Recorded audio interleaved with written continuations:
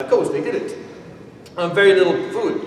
I'll just tell you the interesting part of how this story actually goes. Is that they ended up going, they were supposed to go and camp on the shore for a while, because that's where Quraysh's caravans go through. The Prophet's goal was to make Quraysh a bit more fearful of moving caravans around Medina. It's just a way to pressure Quraysh to kind of, what does the Prophet want from Quraysh?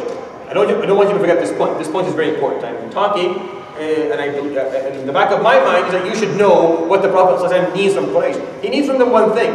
He needs from them, خَلُّوا بَيْنِي وَبَيْنَ النَّاسِ. Allow me to speak to people about Islam freely. Stop pressuring tribes around me not to listen to me. Because most of the Arabic tribes didn't want to listen to the Prophet. The reason being that Quraysh had told them, if you do so, your idol falls off the Kaaba.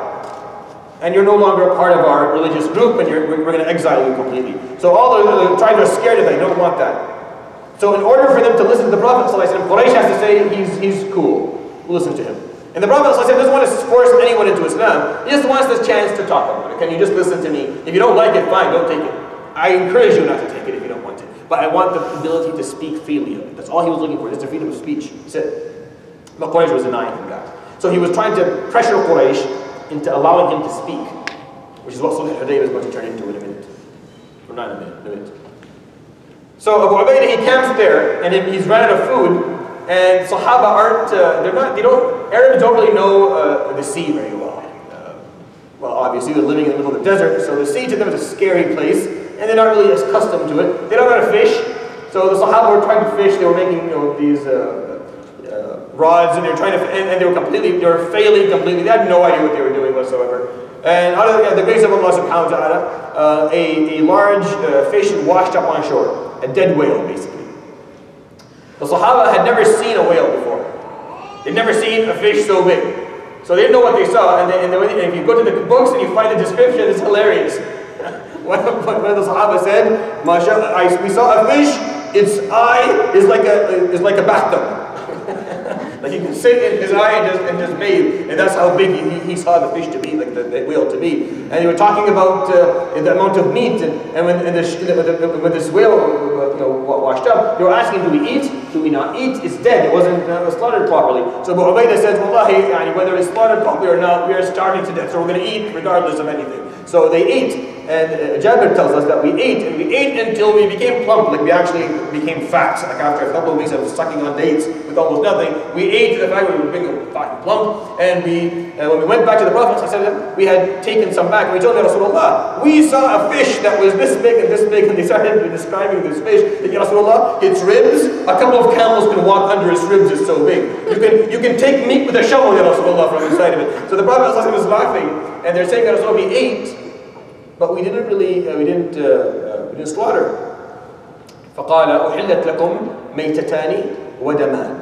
It's halal for you to eat two dead things and two sources of blood, because it's haram otherwise to eat dead things or blood. فقال أما الدمان, as far as the blood, الكبد والطحال. Then you can eat spleens and livers, of course not human spleens and livers, but from the animals that you're allowed to eat, like livestock and chicken. Then you can eat the spleen, you can eat the liver, even though they are, even medically, one of the organs that either produce blood or have a lot of blood in them. And the two dead things is you can eat the dead fish from sea. So a dead fish, as long as it's not ruined and the meat is not ruined, then you don't need to slaughter fish. Even if a fish is floating in the ocean, it's halal for you to eat it. And al-jarad is basically certain types of insects, but they're not small. They're a bit bigger. The Arabs used to use those back in the day. We don't use that anymore, so that's not a big issue for you. But the Prophet ﷺ gave them this hukum, and then قال فهل جلبتم معكم من هذا اللحم شيئا? Did you guys bring any of the meat that you're talking about with you? فقالوا نعم يا رسول الله. You actually brought some. فقال هاتوه. Give it to me. فأكل منها صلى الله عليه وسلم. He ate some of the whale meat. صلى الله عليه وسلم, some of the fish. Yes. Was it raw? No, I don't believe so. I don't know. That's a good question. You should ask one of me. I have no idea. I don't think so. The third story I'll share with you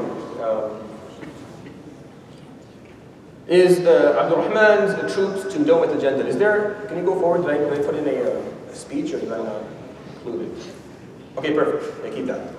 So, this is an interesting story, because Abdul Rahman ibn Auf was told by the Prophet ﷺ to go to a place up in the northern part of it called Dawmat al-Jandal. Today I think it's a part of Jordan, I'm not sure. I haven't looked back, I haven't looked in geography for a while. But he was sent up there to go and to talk to people who were a group of people who had been fighting the Prophet ﷺ physically for a while, and now aren't bringing troops, but are sending money and are working strategically with other, sending missionary people who fighters. They're paying them money to come and harm the Muslims. So the Prophet ﷺ would catch these people, ask them who paid you to do this, and they would say we were paid by the people in Dawm al-Jandal. So the Prophet ﷺ sent Abdurrahman bin Auf with a couple of hundred men to go up north. Go up to see if he can end this issue with them, or maybe call them to Islam and see maybe they'll accept Islam. We don't know, because they don't really care about Quraysh up north. They didn't care too much what Quraysh thought. So he goes out, and it's a nice story because Abdurrahman, before he leaves Medina with his troops, he goes and he prays Salat al-Layl behind the Prophet ﷺ, wearing the full armor. So the Prophet ﷺ, when he finishes Salah, he looks back and he says, Abdurrahman, why are you here and your troops are waiting for you? فقال يا رسول الله أحببت أن يكون آخر عهدي بالمدينة صلاتي معك. I wanted the last thing for me to do in Medina was to pray with you, just in case I die and never come back. And Abdurrahman was wearing a turban. So the Prophet ﷺ looked at Abdurrahman فقال ليس هكذا يا Abdurrahman, no, that's not a good way. Ijlis. So Abdurrahman sat down, and the Prophet ﷺ took off Abdurrahman's turban, and he took his own, فعممها له, and he fixed it up for him. فكانت عمامة سوداء, it was a black turban. ثم أرخاها بين كتفيه, because it's a piece of cloth, and the last piece of cloth lay between Abdurrahman's shoulders. And قال هكذا فتعمم يا Abdurrahman. This is how you should wear your imamah from now on. And Abdurrahman, why am I telling this story? Because Abdurrahman would always talk about this story. The day he sat and the Prophet ﷺ dressed him. He put a turban for him on his head. يقول فوالله ما غيرتها منذ ألبسنيها رسول الله. I never touched it. I never changed anything in it since the day the Prophet ﷺ put it on my head the way it is. يقول والله لولا الغسل ما خلعتها. If it wasn't for the fact I have to have showers every once in a while, I would have never taken it off. The day the Prophet ﷺ put it on my head. I don't know if it's authentic or not, but I met one of the shuyukh at Hims, and he showed us an old turban that he had, and he claimed that to be the turban that Abdurrahman had worn for many years. There are certain parts of certain things the Prophet ﷺ had done or made or wore or given to others that you'll find evidence of around the world that people have preserved and held on to. It's always something, just sentimental, something nice to see, just kind of, it takes it back a bit, makes you think. So Abdurrahman left, and he took the troops, and he goes up north to where he needed to go. But before he left, the Prophet ﷺ spoke to him as he's walking, and he wants the whole troops to listen and hear what he's going to say. So this is what he said ﷺ to Abdurrahman on his way up. قال اغزو بسم الله, leave in the name of Allah subhanahu wa ta'ala. وفي سبيل الله, and for the sake of Allah subhanahu wa ta'ala. فقاتل من كفر بالله, and fight those who have defied us, or defied Allah subhanahu wa ta'ala. He's talking about the people who deal with the agenda. ولا تغل, and don't steal anything from people. Just because you have arms, and just because you're capable, don't see someone who's weak with a few camels or sheep and then steal it. وَلَا تَغُلُّ وَلَا تَغْدُرُ, and do not betray others. Don't betray even your enemy. If there's a deal or an agreement that we're going to be at truce for a few hours, وَلَا تَغْدُرُ, and do not betray them. وَلَا تَقْتُلْ وَلِيدًا, and do not murder or kill something that is not fighting you, like a child or an elderly person, someone who's not actually fighting you. Do not kill that. Do not harm that person. فَهَذَا عَهْدُ اللَّهِ وَسِيرَةُ نَبِيِّكُمْ فِيهِ. This is the covenant of Allah subhanahu wa ta'ala for you. And this is the way of your Prophet amongst you. This is what I teach you. This is what I'm here to teach you to do. فأخذ عبد الرحمن بن عوف اللواء فخرج إلى دومة الجندل. قال ابن عمر ثم بسط يده فقال. And this is what Abd al-Rahman says to people. Listen to this. قال يا أيها الناس اتقوا خمسا قبل أن يحل بكم أو يحل بكم.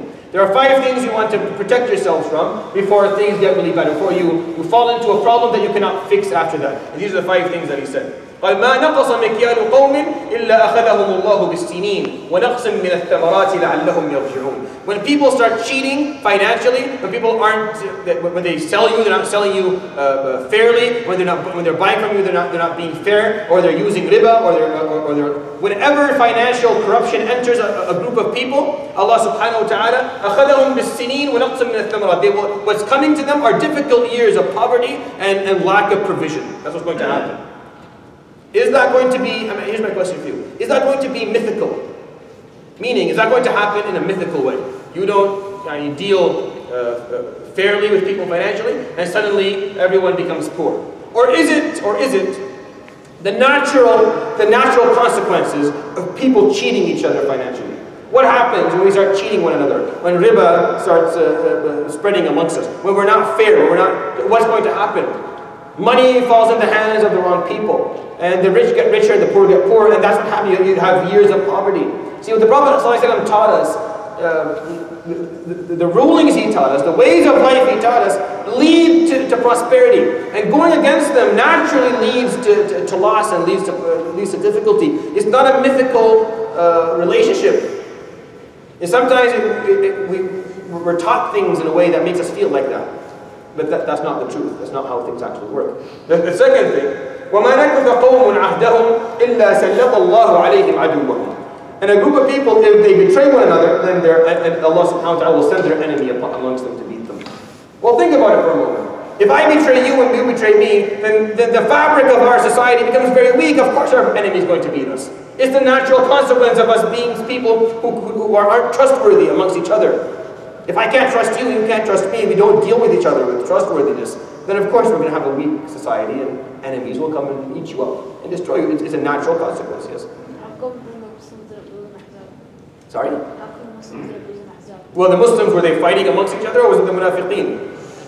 Right? There was a group, a distinct group that was on the outside, but the Muslims themselves were different. Right? The third point. وَمَا مَنَعَ قَوْمٌ الزَّكَاةِ إِلَّا أَمْسَكَ اللَّهُ عَلَيْهِمْ قَطْرَ السَّمَاءِ وَلَوْلَا الْبَهَائِمْ لَمْ يُسْقَوْا. And whenever a group of people withhold zakah and stop paying zakah, then even the sky will not give them its water. And the only time it'll rain for the sake of animals, not for their sake. I mean, it'll continue to rain, but there'll be no barakah anymore. There'll be no barakah. And of course there's going to be no barakah. When you withhold the right of Allah subhanahu wa ta'ala that is supposed to be given to those who are in need in a society, barakah is going to die off. When people are walking around hungry, there's no barakah in any community. And the final point, وَمَا ظَهَرَتِ الْفَاحِشَةُ فِي قَوْمٍ إِلَّا سَلَّطَ اللَّهُ عَلَيْهِمُ الطَّاعُونَ. The fourth point. And whenever fahisha prevails within a community, when there's no lowering the gaze and marriage is not a priority and zina enters society, then ta'un is a word a figure of speech that is used for disease and for weakness of individuals, which is what we see today, which is what we're going through today. وَمَا حَكَمَ قَوْمٌ بِغَيْرِ آيِ الْقُرْآنِ إِلَّا أَلْبَسَهُمُ اللَّهُ شِيَعًا وَأَذَاقَ بَعْضَهُم بَأْسَ بَعْضٍ. Whenever you stop using the Quran as your guide, and the rulings that you go through your life on a daily basis, then Allah subhanahu wa ta'ala, then what will happen is that you will divide into groups, and you will start quarreling and fighting amongst each other. Just like that. So therefore, as you read these pieces of advice that are given, these 5 things that we're warned of, it's as if we've already done all of them. And not only have we done all of them, but we've already lived the consequences that the Prophet ﷺ taught. This is exactly what he said was going to happen. And it happened. It happened. It's sad that we didn't believe that, the Muslims didn't believe him when he actually said it, and we have to wait for them to actually happen themselves. But at least you know now. When he tells you to do something, sallallahu alayhi wa sallam, he knows what he's talking about. Maybe prevent the harm that can come by listening to what he has to say, alayhi sallam. Move on to the point after it. Alright. So the reason that a lot of these things are happening is because from this moment forward, I want you to remember this in the back of your head. This is like a little sticky note you can put like on the billboard of your brain somewhere. That from year 6 going forward, it was just recurrent treason. Every month, every week, the Prophet ﷺ, Muslims were being killed. It's not recorded too much, it is recorded, but it's not recorded in the books of Sira too much because it's just too much to record. Because every week, Muslims who were going on caravans to sell and buy, or moving around, changing, if they had like sheep and cattle and were going to graze elsewhere, were getting killed. We're getting killed by tribes who had already signed treaties of truce with the Muslims. And the Prophet ﷺ had to deal with these people for many, many years. And understanding that this happened many times, that he was betrayed ﷺ at least 55 times. At least 55 times where the numbers of people who were killed was significant. Not 1 or 2 people, I'm talking maybe 10 people being killed at once, which are numbers that are very scary. This happened from year 6 going forward, and if you understand that now, it won't be difficult for you to understand some of the rulings that are going to come forward in year number 10 and 11. when Surah At-Tawbah is revealed, and the Prophet ﷺ is told to behave in a certain way and to secure the area in a certain way. Because trees just kept on happening. They just kept on. I'm going to give you 2 examples of this. Uyayna ibn Hisn. Uyayna ibn Hisn. Who can tell me who Uyayna ibn Hisn is? Once I did I offered $20 to someone to know who this person was. If you remember back, one of the questions we did. Yes, you know?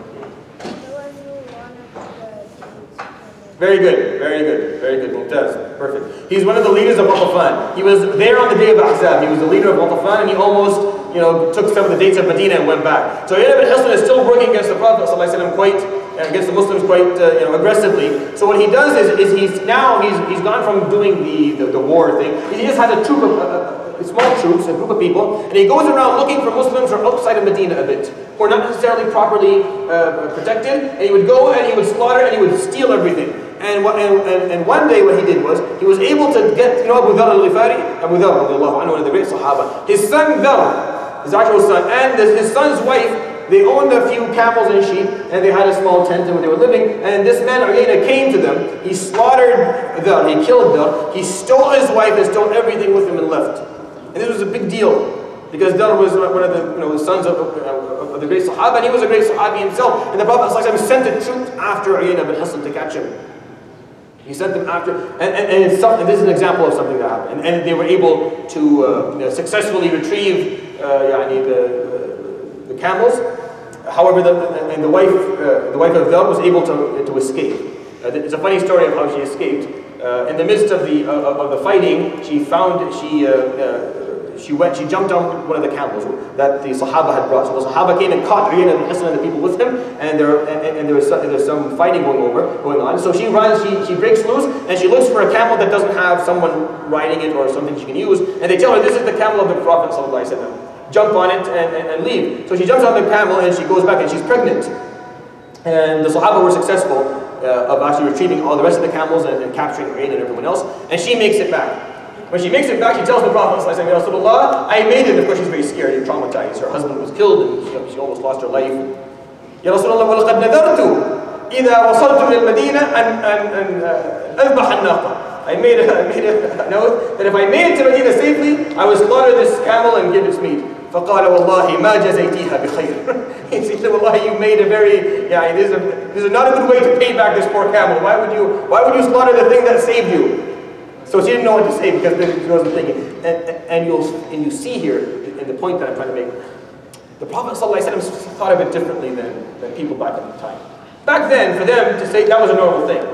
Camels were, they also ate it. They didn't really feel that there was any connection between them and the animal. So for her, if I make it, I'm going to slaughter this camel and feed people. The Prophet ﷺ saw this camel as a ruh, as a spirit, as a soul. He's like, she saved your life, this camel. Why do you want to kill her? Is that how you repay something that saved your life? See, he thought about it differently. He saw things differently. And people learned, the Sahaba learned from him. They learned a lot.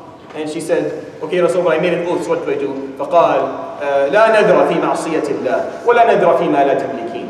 First of all, if you make an oath to do something that's not very good, then don't do it. If you make an oath to slaughter something that you don't own, first of all, Habibi, this is my camel, it's not yours. So you have no ability to slaughter it. So you can't make an oath to do something regarding something that you don't really own. It's my camel. فَمَا عَلَيْكِ اسْتَغْفِرِ اللَّهِ. So make istighfar and you should be good. And the Prophet ﷺ took the camel and he didn't slaughter it.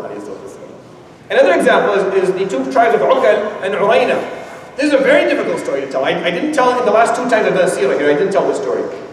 Because I'm all growing up now, so it's okay. But it's a hard story to tell because of what these people did. They came to the Prophet ﷺ and they acted again like they wanted to learn Islam, and they took the Quran and they memorized it, they prayed for a few days. They said, Ya Rasulullah, send with us a few people. We're very poor people. Send with us some people to teach us and some people with camels to help us grow some herds. So he does, he sends 4 or 5 people. 2 of them are shepherds, and 3 of them are people to teach the Quran. And the moment they're outside of Medina, these people of Uqal and Urayna, they slaughter all of them. And they do it in a brutal and barbaric way. It's not just a clean kill. No, they mutilate them. And the Prophet ﷺ, when he sent the Sahaba to bring their bodies to bury them, he was sobbing. The Sahaba were very hurt because what they had done to them. Why would you do this? What's the point? So when you look at this from year 6 to year 10, a lot of recurrent treason was happening. They were harming the Prophet. Yet, which is the whole point of why I said this. Yet when he was given the initiative, and he now owns the initiative. Quraysh is weak. Quraysh is tired of war. Quraysh does not have its leaders anymore, does not have the support anymore. The Prophet ﷺ has the upper hand now. If he wants to march with an army to Quraysh and take Mecca, he can do it now. Nothing can stop him. He's cleaning the area around Medina, and he can easily make his way to Mecca. There's nothing that but he has the initiative. And when he was given the initiative, والسلام, he chose peace. He did not choose war. When Quraysh had the initiative, they chose war every time. They came for Badr, they came for Uhud, they came for Khandaq. They sent people to betray them. They kept on spending money and paying people to kill Muslims. The Prophet said the moment he had the initiative, the moment the ball was in his court, and he could make a choice, he chose peace. And he started to study the demographic of Quraysh, because the demographic of Quraysh had changed. See, Abu Sufyan was no longer the supreme leader.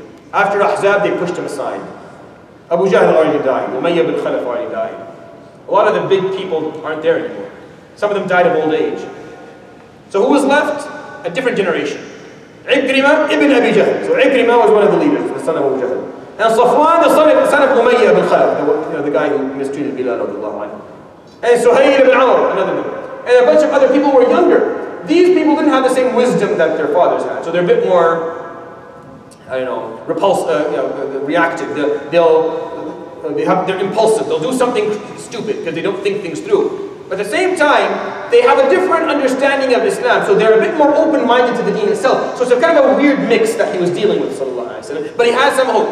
He has some hope that maybe he can make a difference with these people. But just how to do it? How do I do this with peace? I don't want to do it with war. I don't want to spill any more blood from either side anymore if I can. How do I do it? So he would stay up, sallallahu alaihi wasallam, those nights making dua and salah, thinking, trying to figure out how he's going to do it with peace.